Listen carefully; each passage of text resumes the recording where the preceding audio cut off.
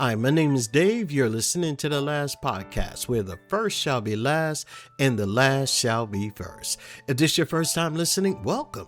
And if you're returning, welcome back. I really appreciate you listening, and I hope you continue to find tips, ideas, and value from listening to this podcast. Today is Poetry Friday, and that's where I share a little poem or a poetry session with you. And today I only have one poem, but it's called The Shell of a Man.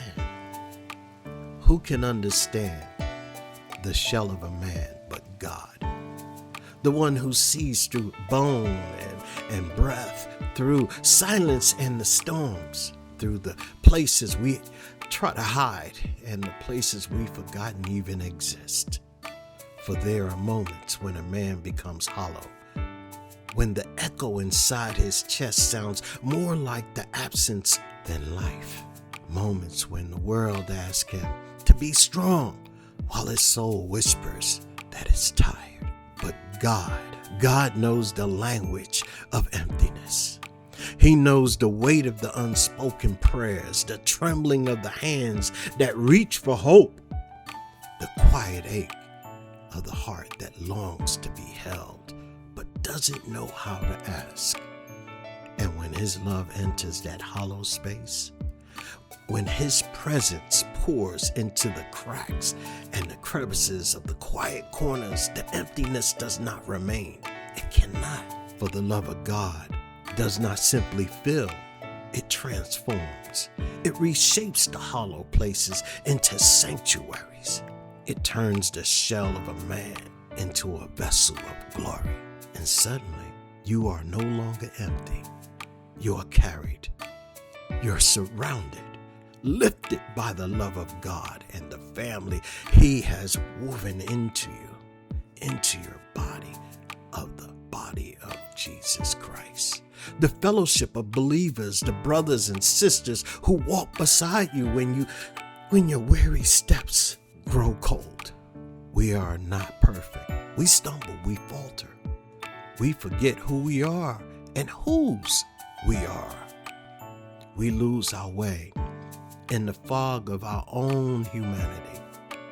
But there is one who is perfect in us, who breathes strength into our weakness, who whispers truth into our confusion, who stands unshaken when we tremble.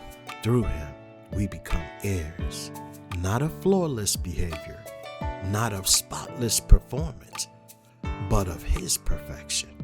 A perfection that does not demand that we never fall, but promises that we'll never fall alone.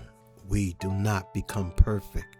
We experience perfect love of the one who is perfect, who perfects all things, who gathers every broken piece and fits it into a story that makes sense only in the light of eternity. And so we walk, not as men who have arrived, but as men being shaped, men being refined, men being restored by a love that refuses to let us remain as we once were. We walk in hope that every unfinished chapter will find its meaning, hope that every unanswered question will one day be understood, hope that every wound will be healed in the fullness of his time. Hope that all things will come into a perfect circle under the reign of his almighty kingdom. For the love of God is not a moment. It's not a movement. A river that flows through generations, promises that outlive sorrow, and kingdom that cannot be shaken. And we, fragile, flawed, beautifully human, are invited into that story. Invited to stand in the light of love that sees us, knows us, and still call us his own. So let the shell fall away. Let the hollow places open. Let the love of God fill every corner until your heart beats again with the rhythm of heaven. For you are not empty. You are not forgotten. You are not alone.